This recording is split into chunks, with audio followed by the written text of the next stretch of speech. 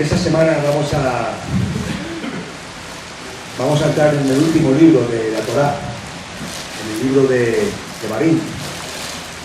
Por cierto, la palabra Devarim tiene en esta vida, tiene la parashá Devarim.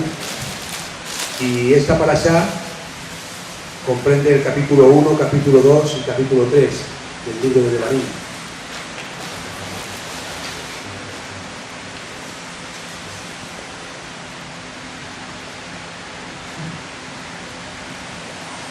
Gracias. Bueno, no pasa nada, es el directo.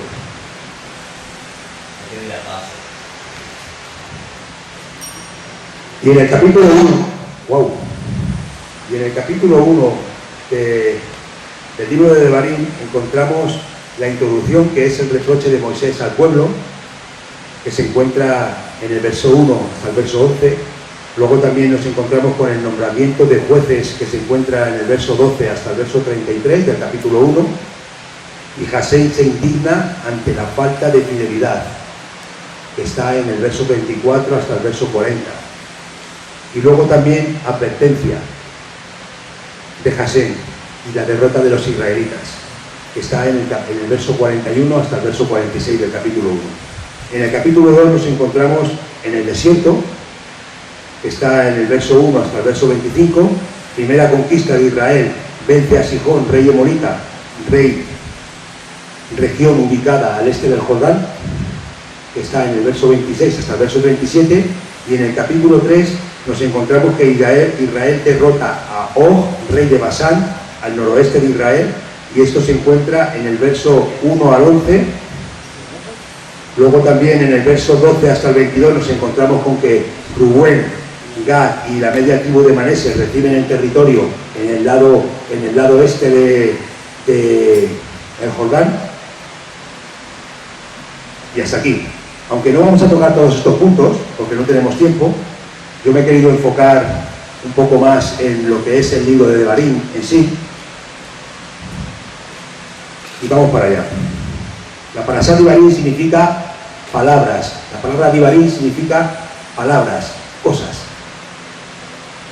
Y Devarim es una repetición de la Torá. Misné Torá, le llamaron los ancianos. Cuando la tradujeron al griego, le pusieron como nombre Deuteronomio, que significa repetición o segunda Torá. En el libro de Shemot, Bamidbar y Vaikra, se repite la famosa palabra: el Eterno le dijo a Moshe. A ver si soy capaz de decirlo bien en hebreo. Vaitaber Adonai Moshe Lemor. Pero en el libro de Devarim cambia todo. Es Moshe contándonos cómo recibió esa palabra del Eterno, las situaciones que él vivió como líder en ese proceso de transmisión, y es por eso que este libro de Devarim es único en su clase, porque nos presenta un lado de la revelación que no tendríamos si no fuera por este libro. Cómo Jasén usa a sus agentes para transmitirnos su mensaje y preservarlo para la posteridad. Moisés se limitó a proclamar todo lo que el Eterno le transmitía. Y al igual que Moisés transmitía al pueblo de Israel las palabras del Eterno, de la misma manera, su majestad Yehoshua HaMashiach decía: las palabras que yo os hablo no son mías, sino del que me envió. Yo hablo las palabras que he recibido de mi Abba, que nosotros traducimos como Padre, pero que no tiene nada que ver con Padre. El Abba Kadosh tiene que ver con el amor revelado y no revelado del Eterno. Al igual que el Ben, el Hijo, que nosotros traducimos como Hijo, no tiene nada que ver con hijo, sino que tiene que ver con la herencia, tiene que ver con el heredero. O sea, es la imagen, el cuerpo visible, del Eterno, manifestada en los hombres. Podemos verlo en Colosenses 2, por ejemplo, ¿no?, que dice que él es la imagen visible del Dios invisible. Yo me quiero hacer una pregunta: ¿fue Moisés un profeta o no fue un profeta? ¿Quién puede ser un profeta? Según Maimónides, en uno de sus libros lo describe así: Un profeta es uno que se ha perfeccionado a sí mismo en el área de su salud integral, espiritual, mental y física. Y así vas calificando. En primer lugar, comer kosher. Por ejemplo, en el libro de Levíticos, en el capítulo 11, en el versículo 45, el Eterno, después de dar las normas para poder comer kosher, dice: ser santos porque yo soy santo. Y eso choca un poquito, ¿no? Porque podrías preguntarte, ¿y qué tiene que ver el comer kosher con ser un profeta o con ser santo? Bueno, pues sí tiene que ver. Hay muchas cosas que nosotros no vamos a comprender en la palabra del Eterno, pero que tienen que ver porque están relacionadas. Porque como antes decía a uno de mis hermanos, el Eterno, cuando dio la palabra, la dio toda de un paquete. Lo que pasa es que nuestra mente humana, pecadora, no es capaz de comprenderla, y tenemos que dividirla en porciones. Y hay veces que dividimos porciones y dividimos la misma porción en dos porciones y no podemos luego emparejar una cosa con la otra. Pero sí tiene sentido. Cuando el Eterno dice que tenemos que comer kosher, como que tenemos que vestir kosher, puedes pensar en que está un poco fuera de tono, ¿no? Pero no es así. Cuando nosotros somos obedientes a Él y aplicamos, aunque no comprendamos el por qué se tiene que aplicar, vemos que en nuestra persona, en nuestra personalidad, hay desarrollo. El segundo requisito, dedicarse al estudio de la sabiduría divina, o sea, al estudio de la Torá. Aquí en la Torá encontramos un acróstico que se utiliza mucho, se llama Pardés, y este acróstico lo que dice es que hay 4 niveles en la Torá en lo que se estudia, y el nivel primero es el Pasar, el segundo es el Remés, el tercero es el Midrash y el cuarto es el Sod. Estudiarlo y hacerte un experto en eso. Esto se encuentra en el libro, si alguno queréis tomar nota, se encuentra en el libro de Hechos, en el 6.4. Y la tercera característica es saber cómo acercarte al trono de la gracia. Si estas 3 cosas tú las reúnes, entonces es posible que el espíritu de profecía venga sobre ti. Maimónides nos está diciendo con esto que es imposible aspirar al don profético sin una preparación espiritual, moral y física. Pero una vez estos niveles son alcanzados, nos transformamos en una vasija en la cual puede trabajar el Ruach HaKodesh con absoluta libertad. La Torá nos presenta 2 evidencias para saber si estamos en presencia de un verdadero profeta o de un falso profeta. El Eterno siempre nos da, si os dais cuenta, 2 marcas, 2 señales o 2 características para saber, por ejemplo, si un animal se puede comer o si es kosher o no es kosher. Él siempre nos da 2 marcas. Por ejemplo, ¿cómo sabemos si los peces son aptos para comer o no comer? El Eterno nos sigue dando siempre esas 2 marcas. Primero, tiene que tener aletas. Pero no solamente basta con que tenga aletas, sino que también tiene que tener escamas. Cuando cumple esas 2 características, esas 2 marcas, esas 2 señales, entonces ese animal es kosher, se puede comer, es apto para nosotros. ¿Cómo sabemos si un animal terrestre es apto para comer? El Eterno nos sigue dando 2 marcas, 2 características: que tenga pezuña hendida y que rumie. ¿Cómo sabemos nosotros si un profeta es kosher? Amigo, la Torá nos da 2 características también. Dice Mosé: cuando apareciere un profeta o un soñador de sueños, que es otro nivel de profecía, que te anunciare alguna señal o algún prodigio y realmente viniere la señal o el propósito y se cumpliere, y él te propusiere: vayamos tras dioses que tú no conociste y sirvámosles, no le escuches. Las palabras de este profeta o de ese soñador de sueños. Esta es la primera característica o señal. La segunda señal o característica es: si dijeres en tu corazón, ¿cómo sabremos cuándo no es realmente la palabra del Eterno? Tendrás en consideración que cuando un profeta habla en el nombre del Eterno, si la cosa anunciada no sucede, significa que no es del Eterno. El anuncio no es del Eterno. El profeta habló por su propia cuenta. La Biblia dice, la Torá dice, no le temas. Esto se encuentra, para los que toman nota, en Devarim, en el capítulo 13, en 1 en adelante. Cuando un profeta es auténtico, se tiene que cumplir lo que dijo. Y no puede llevarte afuera del servicio a otro Elohim, que no sea el Elohim de Israel. Esas son las dos características. Primero, la profecía se tiene que cumplir, y segundo, ese profeta no te puede llevar fuera a otro Dios. No te puede llevar a que quiera, que como ya ha visto que ha habido un milagro, como ya te tiene en consideración, le dice, bueno, pues ahora vente y pequemos, hagamos algo que no está en la palabra, ¿no? Entonces, esas son las dos características. Y de esta forma, de parte del Eterno, para saber si tiene... Perdón, me he perdido. Pues sí, me he dejado el dedo fuera y me he perdido. Sí, no se va bien, perdona.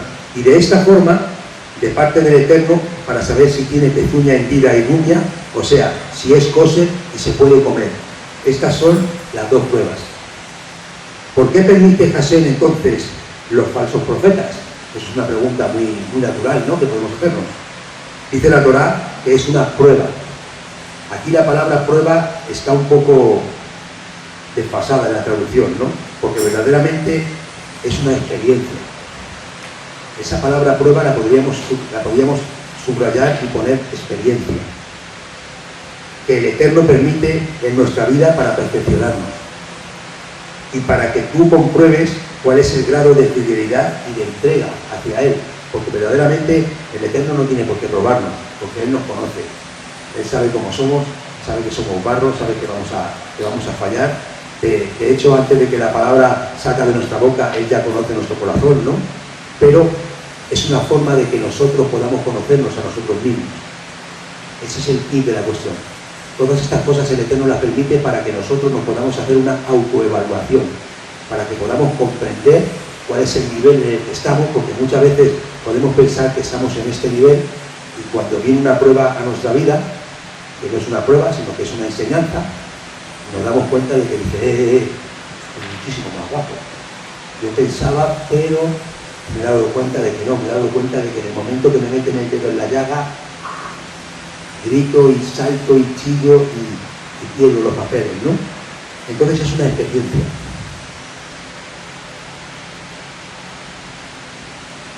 Es una enseñanza para que tú solamente... Es una enseñanza porque tú solamente seguirás al Eterno, guardarás sus mandamientos y obedecerás a Él, y servirás a Él, y a Él os acercaréis. Y aquí he puesto como título enseñanza y corrección. Esto se encuentra en el capítulo 1, yo creo que no vamos a llegar ni al 2, se encuentra en el capítulo 1 de esta parashá. Dice, en el último discurso de Moisés, en cada lugar que es mencionado en estos pasuk, en estos versos, los hijos de Israel pecaron en rebeldía contra el Eterno. ¿Por qué Moisés nombra estos lugares? Pues para que de una manera sutil entiendan o entendamos que tenemos que volver a hacer teshuva, tenemos que arrepentirnos, ¿no?, y corregirnos. Si nos damos cuenta, no dijo en cada lugar los pecados que ocurrieron. Fijaros, esta es una enseñanza que quiero aplicarla para mi vida, porque yo soy una persona tremendamente difícil de corregir y me cuesta muchísimo hacer las cosas de una forma como Dios manda. Y entonces esto de verdad que me saltó cuando lo estuve leyendo y lo quise plasmar porque a mí me ha tocado. Yo no sé si a vosotros os alcanzará, si os llegará o no os llegará, pero a mí me tocó y me zarandeó, ¿no? Entonces quise plasmarlo por lo mismo. solamente mencionó el lugar. Entonces está hablando de una manera indirecta, igualito que yo, que soy súper directo. Su reprimenda es muy sutil y a la vez es muy liviana y natural, o sea, está usando unas muy buenas maneras. ¿Cómo debe ser un buen educador? Pues el que con pocas palabras hace entender y tener conciencia al buen entendedor. Aquí vemos a Moshe hablar a los hijos de Israel que con pocas palabras les recordó el error, para que el pueblo recapacitara y tomara conciencia. Son suficientes pocos indicios si son dichos con amor. Tercero, cuando nos dirigimos a nuestro prójimo y sin atacarlos, con amor los reprendemos, podemos alcanzarlos y así levantarlos a la reflexión, para estimular los inicios de un arrepentimiento sincero, mostrarle que es para su bien. Es sutil la caricia de la reprensión cuando fortalece y estimula la acción. Es siempre agridulce la sensación, pero al final, si lo hizo con amor, atraviesa la muralla, fijaros qué bonito, atraviesa la muralla de nuestro corazón. Pero cuando hablas con odio o con rencor, tu interlocutor se pone en guardia y no recibe nada por cuanto le hayas dicho y te has ganado un enemigo. Eso lo suelo hacer yo día sí, día también, por desgracia.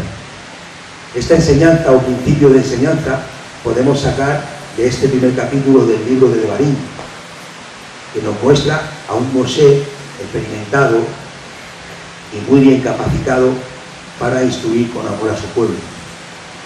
Moshe, nuestro maestro, nos condujo con amor, nos mostró el camino a seguir sin temor. Sus palabras puras no ofenden al receptor, son tan puras y tan buenas que no te ofenden, solo incrementan y aumentan responsabilidad para con el Creador. Es una mitzvah en la Torá que se le da a una persona, hacer tojejá, hacer corrección. Y bueno, yo creo que lo he dicho ya, pero lo voy a volver a decir porque lo tengo aquí escrito. Yo soy una persona que me cuesta mucho el poder corregir a los demás porque soy muy directo y las personas rápidamente se ponen en guardia, sacan su escudo y comienzan a sacar un abanico o un menú de excusas y de esta manera se desaprovecha la corrección, la tojejá. El pueblo de Israel se encuentra en los llanos de Moab, al este del Jordán, a punto de cruzar el río hacia la tierra prometida. Moshe transmite por segunda vez al pueblo las disposiciones aplicables a su nueva vida en la tierra de Israel. El pueblo está a punto de vivir una nueva transformación fundamental. Está por mutar de pueblo sedentario a un pueblo nómada, lo cual lleva emparentado un cambio en su estructura socioeconómica. De hecho, mientras en el desierto se alimentaba de pan del cielo, una vez establecidos en la tierra, deberán alimentarse del pan producto del esfuerzo de sus manos. Ahora, cuando la promesa de la propia tierra está por materializarse efectivamente, Moisés exhorta al pueblo a tomar conciencia de su responsabilidad. Elijan la vida, dice Moisés, elijan el bien. Moisés los alienta a revelar todo su potencial espiritual y así evitar caer en la tentación. Ama a Hashem, insta Moisés, ama a Hashem de manera absolutamente incondicional. Esta es la clave del éxito en la vida de todo ser humano. Cuando amamos al Eterno de una manera incondicional, cuando no ponemos nuestras prioridades por delante, sino que hacemos su voluntad, podemos ver que su voluntad es buena, es agradable y es perfecta, ¿verdad? Cambia nuestra vida, cambia nuestro rumbo, pero siempre para mejor. Moisés mismo es un ejemplo de semejante entrega sin reservas. A pesar de que el mejor ejemplo lo tenemos en el Rey de Reyes y Señor de Señores, su majestad, Yehoshua Hamashiach. Él es la roca eterna donde descansa nuestro fundamento. En todo momento, la vida de Yehoshua Hamashiach, lo que podemos ver y comprobar es que su patrón de comportamiento siempre es idéntico: hacer la voluntad del Abacados, del Padre.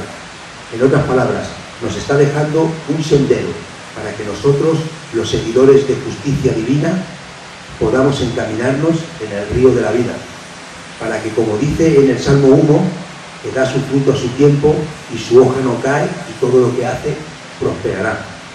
Y también en otro pasaje dice que el que viene a mí y bebiere del agua que yo le daré no tendrá sed jamás. Esto, para lo que toman nota, está en Juan 4:14.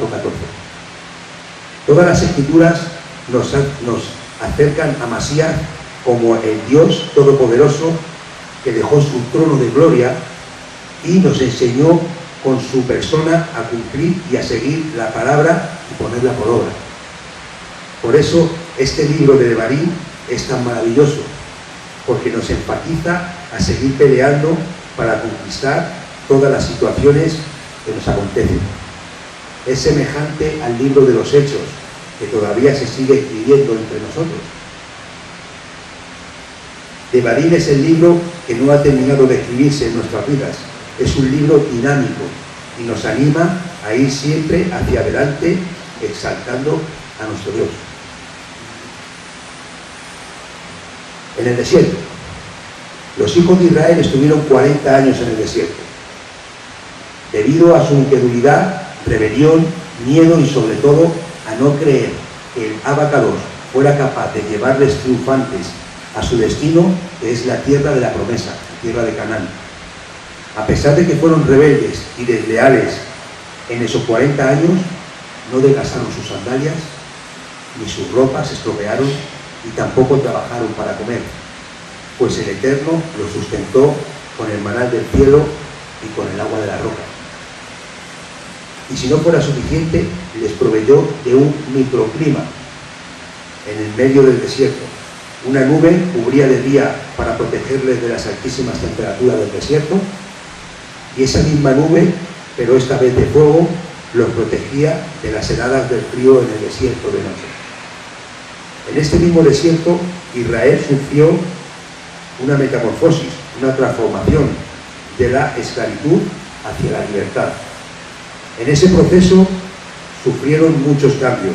El primero y más sustancial fue que recibieron las tablas de la ley, la Torá, en la montaña, con todo un menú de mandamientos, estatutos y decretos, que los llevaría a unas normas de convivencia exquisitas y totalmente opuestas al resto de las naciones. Esto trajo controversia porque unas leyes totalmente opuestas al resto de las naciones significa que todas las naciones van a estar siempre en contra tuya, como sigue pasando y suele pasar, ¿no? Nosotros siempre somos los bichos raros, Israel siempre es el bicho raro, porque sus mandamientos, sus estatutos y sus normas son contrarias al resto del mundo, ¿no? Lo fundamental de todo esto es que la aplicación de estas normas, Torá, es precisamente la clave del éxito o del fracaso para nuestras vidas.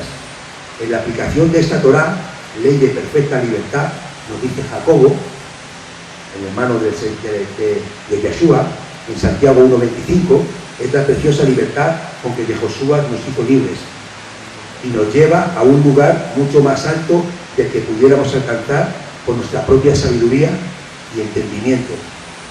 Este mismo desierto también es el que nos muestra nuestras carencias y debilidades, pero que a su vez es el lugar donde desarrollar nuestros músculos enflaquecidos, debilitados y raquíticos. En definitiva, el desierto es el mejor lugar de instrucción en donde podemos sacar el músculo suficiente para así poder llevar a cabo los ejercicios de la Torá. En este mismo desierto, la Torá nos muestra que Moshe, ese tartamudo que cuando estuvo delante del Eterno en la zarza, rogó que le ayudara a su hermano Aarón, porque decía que él era corto de lengua, ¿no? Y se veía incapaz de poder llevar a cabo la hazaña de sacar al pueblo de Israel de la esclavitud de Misraim, de Egipto. y de instruirles con las enseñanzas que el Eterno bendito sea les mostraba y transmitía en una relación y vínculo exquisito, ahora lo vemos con un don de palabra espectacular. En el libro de Devarim, según dicen los ancianos de Israel, dice que estuvieron aproximadamente 37 días Moisés dándoles una enseñanza al pueblo, 1 hora y media, 2 horas, cada día. Fijaros, compartir durante 37 días, 1 hora y media, la palabra del Eterno, ¿no? Seguidas. Fijaros qué máquina, ¿no? A ver, ¿por dónde ir?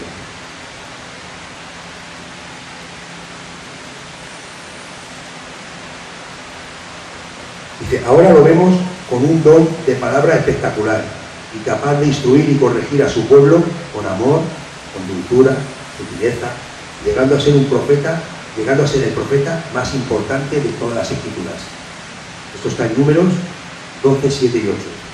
Este mismo Mosé, con todos los atributos y capacidades adquiridas en estos 40 años de desierto, no está capacitado. Fijaros lo que voy a decir ahora, que puede sonar un poquito controversial. Este mismo Mosé, con todos los atributos y capacidades adquiridas en estos 40 años en el desierto, no está capacitado para conquistar la tierra prometida. Este mismo gigante tiene que subir al monte delante de la presencia del Eterno y tiene que ser sepultado por el mismo Hashem. Este acontecimiento nos lleva a la reflexión e indagación en las Escrituras y hacernos la pregunta: ¿quién, como decían sus discípulos, puede ser salvo? Esto, para los que toman nota, está en Mateo 19, 25. Esta misma pregunta se hacían los discípulos de Masías. Este fenómeno que podemos ver con Mosé nos abre el entendimiento y nos llena de confianza, pues que no necesitamos ser casi perfectos como Mosé para conquistar la tierra prometida. Esta porción bíblica nos muestra que así como Masías le decía a Nicodemo en Juan 3:3 que hay que nacer de nuevo, así de la misma manera tenemos que ser enterrados como lo fue Moisés por el Eterno en el monte de Abarim, y así como Yehoshua, hijo de Nun, que significa vida. Esto está en Número 27 y 18, para los que tomáis nota. Fue capacitado para cruzar a los hijos de Israel hacia la tierra prometida. Nosotros ahora somos capacitados por el Ruach HaKodesh, por el poder del Eterno, para cruzar y conquistar la tierra que nos ha sido dada. Ojo, pero esta misma enseñanza nos muestra que tenemos que hacer al pie de la letra lo que Abacados nos pide. Cuando haya que golpear la roca, golpear la roca. Y cuando haya que hablar a la roca, hablar a la roca. Tenemos que estar atentos y concentrarnos para poder desempeñar el llamado de santidad en nuestras vidas y no relajarnos para no ser confundidos y engañados por Hasatán. Shabbat Shalom.